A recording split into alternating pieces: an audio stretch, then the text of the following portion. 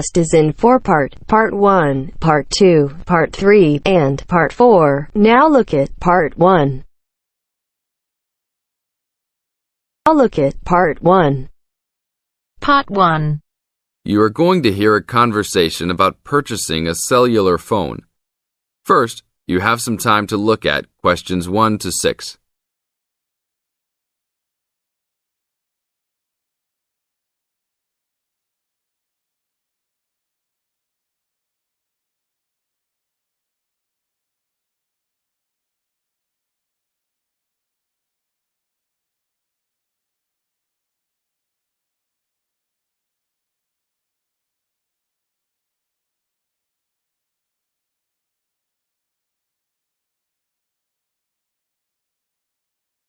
Now listen to the tape and answer questions 1 to 6. Excuse me, can you give me some information about purchasing a cellular phone? Of course, my pleasure.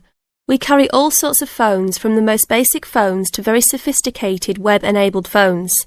I will do my best to help you find a phone that suits your needs. Thanks. I'm looking for 2 cellular phones, one for me and one for my son. I think I won't need anything too sophisticated, just your basic phone functions. But maybe my son will like something with more functions. Sure, well, let's take a look. So you have no preferences at all? What about the size or colour? How about the brand? Well, I don't really care what brand the cell phone is, but I guess I don't want anything that's too big or too small. I want a phone that can fit nicely in my hand and in my pocket. If it's too big, it might be too heavy, and if it's too small, I might lose it. Colour I don't really care about either. Well, I don't want a pink phone. Ah, OK, so let's look for something suitable for a working person. How about this one? This one is the R55. It is black, not too big, not too small, all the usual functions. The best feature of the R55 is that it can be used worldwide, even in Europe or Asia. It looks good. How much does it cost? It is only $100. If you sign up for a calling plan, then we will give you a $50 discount on the phone. How old is this model, though? I don't want anything that's too old. This model was introduced into the market about 3 years ago, so it is a bit older, but be assured it will still work fine. Well, I think I still want something not as old. How about from last year? Any good phones from around that time? Yes, there are some. How about this one? It's the new model of the phone you just looked at, called the W55. Most of the features are the same. There are some new features on the W55 though. The battery will last up to 2 days longer, and the overall weight of the phone is lighter. How much is this one? This is selling for $150. If you purchase it along with a phone plan, then it will be only $100. OK, I think I'll take this one. Now, I need to pick up a phone for my son. I think he'll want something more trendy, so how about a new model for him? Nothing too extravagant or expensive, though. This right here is the newest offering from the leading company in the cellular phone business. The phone is called the Rocket. It is well suited for teenage users. Among the teen-friendly features are 10 songs to choose from, a free messaging system that allows friends to send text to each other, and voice recognition dialing. The thing most younger users like about the Rocket is that it has a screen that changes colours. All this for only $100 with a purchase of a 1-year phone plan. Sounds like something my son will like. Can I sign us both up at once? Yes, of course. Both of you can share one plan. You will pay only $50 a month for both of you to share a plan. That's it? Only $50 a month? Yes, that's all. Now look at questions 7 to 10.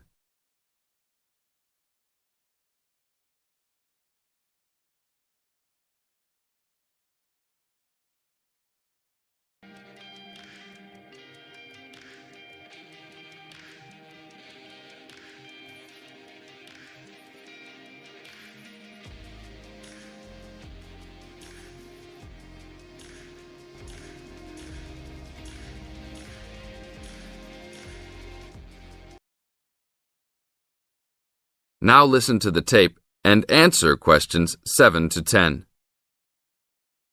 OK, I will need your information. Name and address, please. Richard Derek Jones. What's your profession? I'm an engineer. Address, please.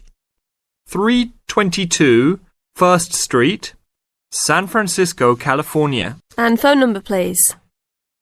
621-360-7601.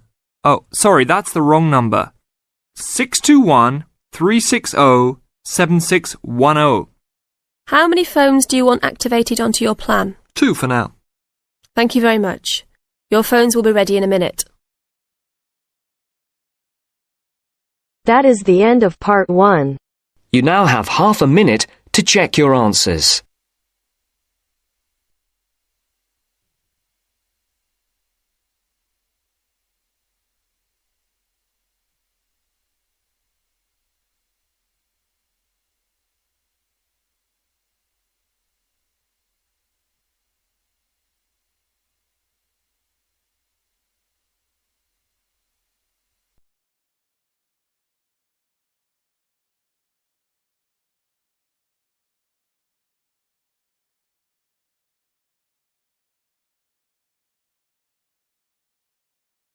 Now turns to part 2.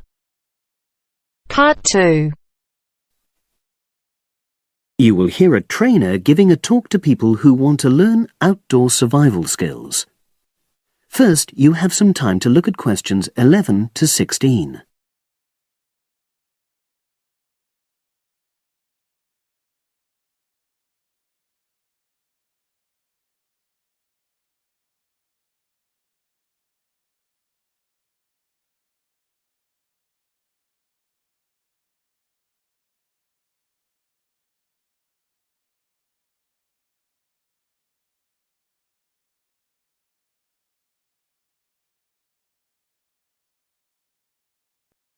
Now listen and answer questions 11 to 16. Good morning, everyone, and welcome to our outdoor survival program. As you know, this week you'll be learning some of the basic information and skills you need to look after yourself independently in the outdoors. These first 2 days will be based here in the classroom, and then we'll be taking a camping trip to put into practice some of the things you've learned. I'm going to start off with the topic of food.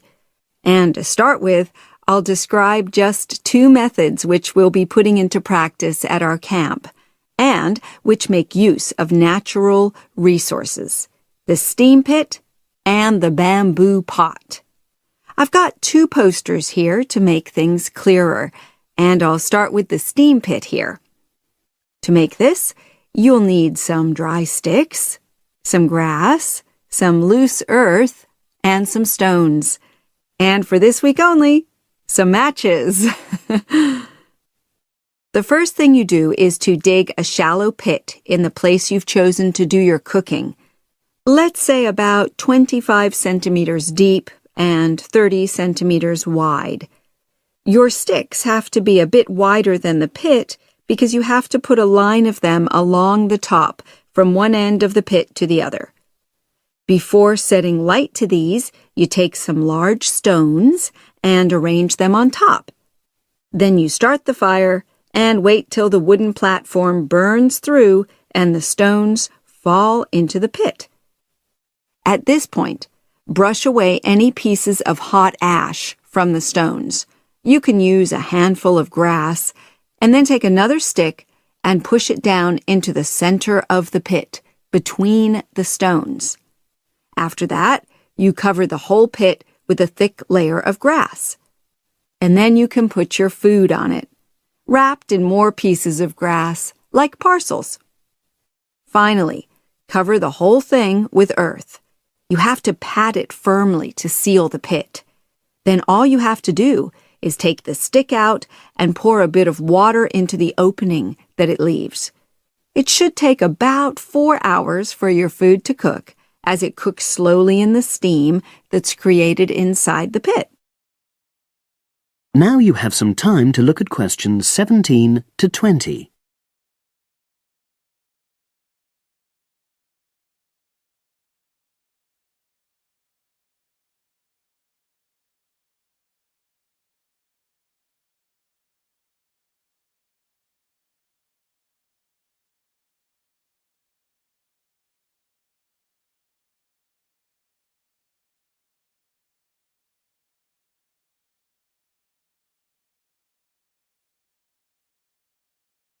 Now listen and answer questions 17 to 20. So, simple but effective. The other method you're going to practice this week is the bamboo oven. Now, the steam pit is ideal in certain conditions because the heat is below ground level. For example, if there's a strong wind and you're afraid a fire might spread. But when it's safe to have an open fire, you can use the bamboo oven method. You get a length of bamboo, which, as you probably know, is hollow and consists of a number of individual sections with a wall in between. You use a sharp stick to make a hole in each of the dividing walls apart from the end one. Then you lean the bamboo over a fire, with the top propped up by a forked stick and the bottom sitting on the ground. You pour enough water in the top to fill the bottom section, and then light a fire underneath that section to heat the water. Then you put your food inside the top section, and the steam coming up the bamboo through the holes you made cooks it.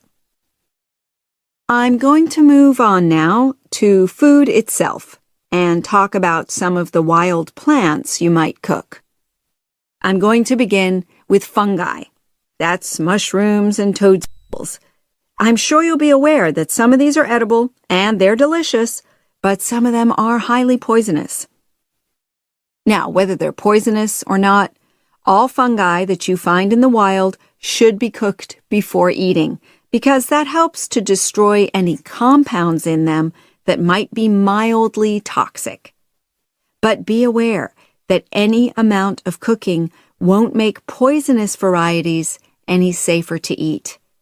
Unless you can definitely identify a fungus, you should never eat it. It's not worth the risk. And you need to be really sure, because some fungi that are poisonous are very similar in appearance to certain edible varieties. They can easily be mistaken for each other. So, having said all that, fungi are delicious when they're freshly picked, and although they are only moderately nutritious, they do contain minerals which the body needs.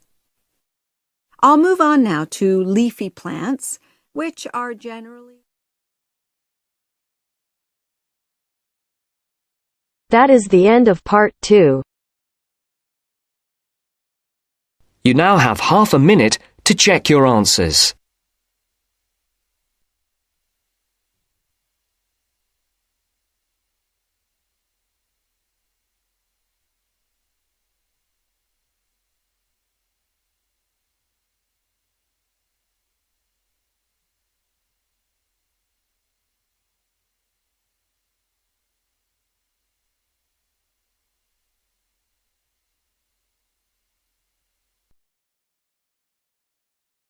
Now turns to part 3. Part 3. First, you have some time to look at questions 21 to 26.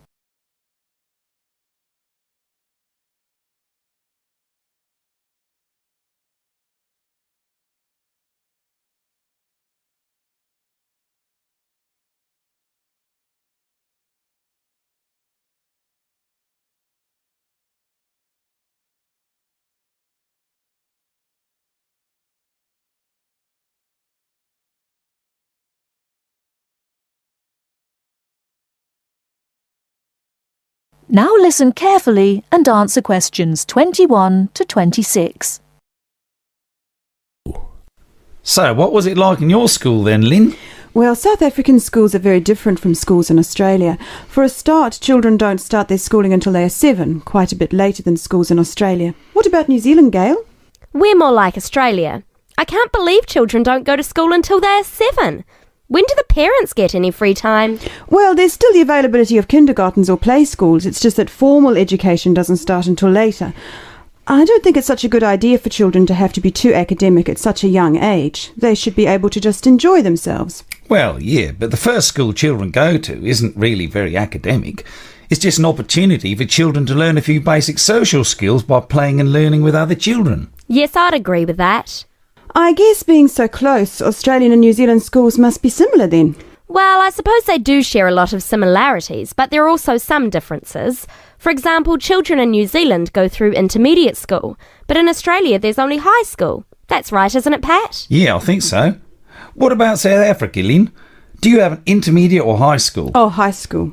And now the difference between Australian and New Zealand education is that although both countries have state schools and private schools, our private schools are very often run by religious groups, whereas New Zealand schools are secular. That's not true. There are quite a few religious schools in New Zealand. Oh, OK, maybe we are similar. Only a few South African schools have any religious connection, so I guess we're different. Most people go to state schools. Pat, is it true that some people from your country don't have to go to school at all? Well, that's partly true. Because of the geography of Australia, there are a lot of children who do not have access to schools, at least on a regular basis. Instead, they have a form of correspondence education, where the lessons are actually on the radio and the students send their work in by post. That way they get a lot of what they would if they were in the classroom, apart from the interaction. In New Zealand, not all students have to go to school either. Some parents have opted for homeschooling. Oh, is that like correspondence teaching? We don't really have that. Well, we do have correspondence schools, but homeschooling is different. With homeschooling, the parents teach the children and set them homework. They have to present a syllabus to their local education authority before they can do that, but it is becoming a more popular choice for some parents. I suppose it also suits parents' own commitments. I mean, they don't have to worry about collecting their children from school, and they can always teach over the weekend or in the evening if they want to. Is the school day normally quite long then? Not in New Zealand, but I think it can be in Australia. Yeah, that's right. I think Australia is unusual in that there are extracurricular activities which you have to go to.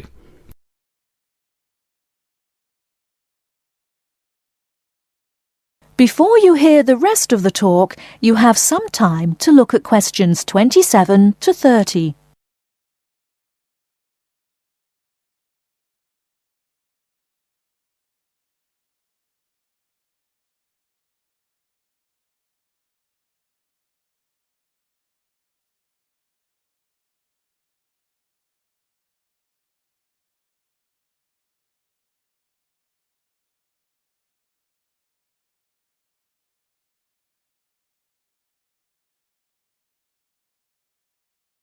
Now listen and answer questions 27 to 30.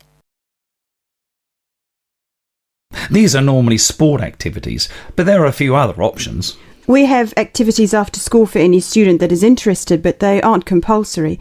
What about in New Zealand, Gail? I had to do some sport every week. I didn't really like it, but it was part of the school day, so I guess that's not so bad. Anyway, I spent 2 years at boarding school, so things were a little different. Boarding school? What was that like? Well, the thing I remember most about it was the strict dress code. There were restrictions on everything. You had to wear a school uniform almost all of the time, and it had to be cleaned and ironed. The length of your skirt had to be no less than 1 inch above your knees when kneeling down. Sometimes we used to go out on school trips or just at weekends with a few friends. But whenever we were outside the school, we had to wear a hat. There was one teacher who always used to give me extra homework because my socks weren't pulled up. And that was in the school late in the evening. I suppose it wasn't that bad, but at the time it felt like a prison. I kept getting into trouble for something. Most of the time I forgot something, normally my school badge. We had to wear that all the time, in the school and out, because it had our house colours on it. Wow, that doesn't sound like much fun. No, but it was a good education, I suppose.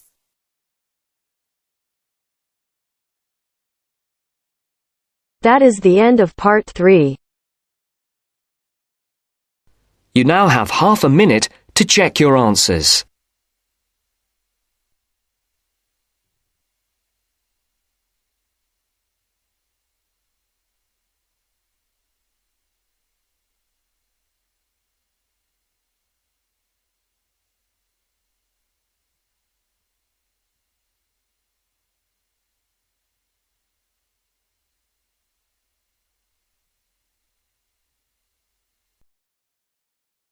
Now turns to part 4. Part 4. Going to hear a conversation between two students. They are talking about the English bars. As you listen, complete the notes below First, you have some time to look at questions 31 to 40.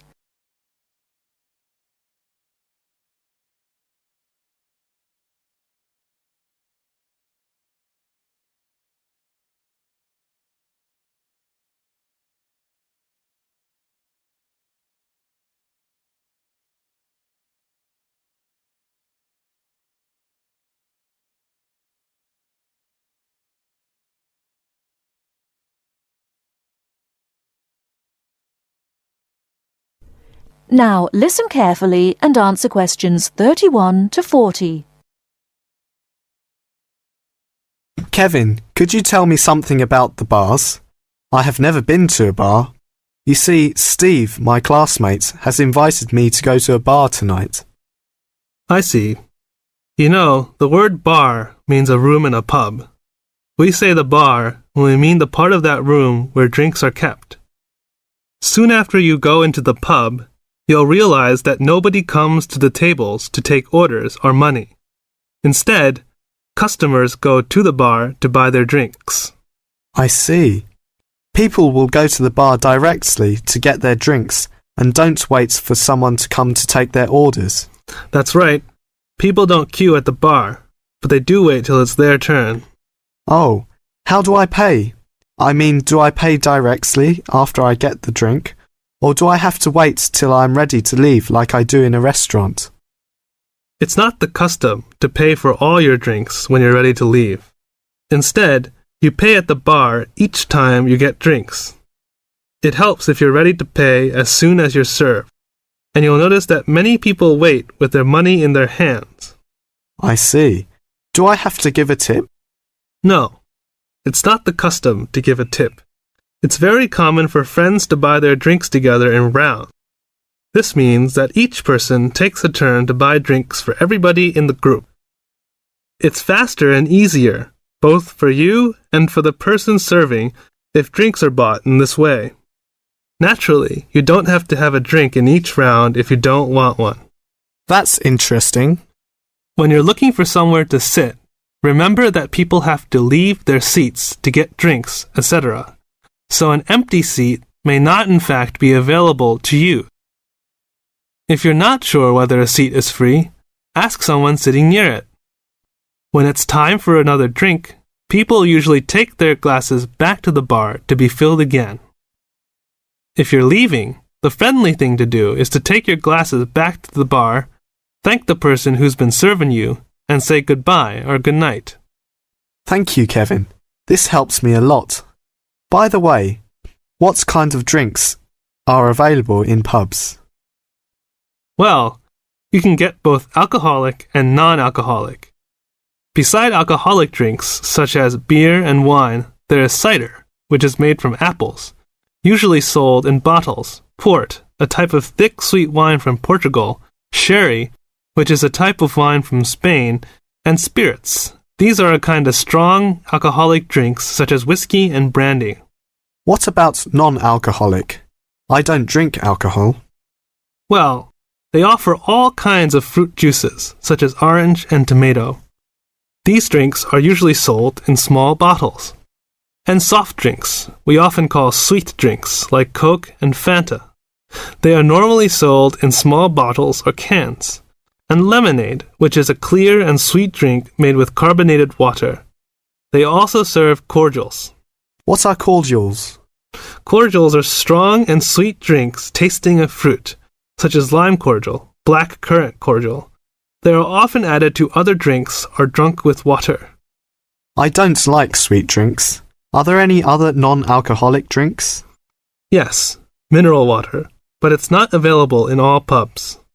Kevin, one more question. What is VAT? I saw this on most goods in Britain. Well, VAT stands for Value Added Tax. The price shown on most goods in Britain includes a tax of 15%. If you use the retail export scheme, this tax can be returned to you if you take the goods with you when you leave Britain.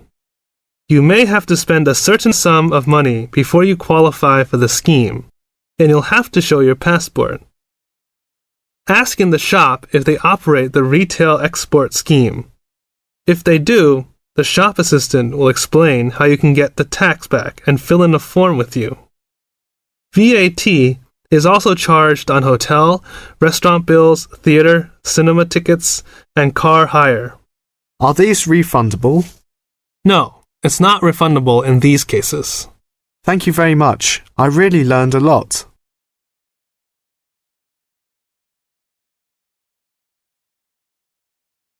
That is the end of part 4. You now have half a minute to check your answers.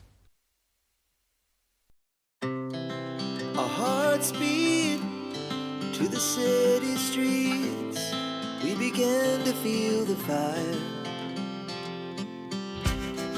We rise like tall buildings as the chemicals they take us higher. The night's young and it's just begun as she puts her hand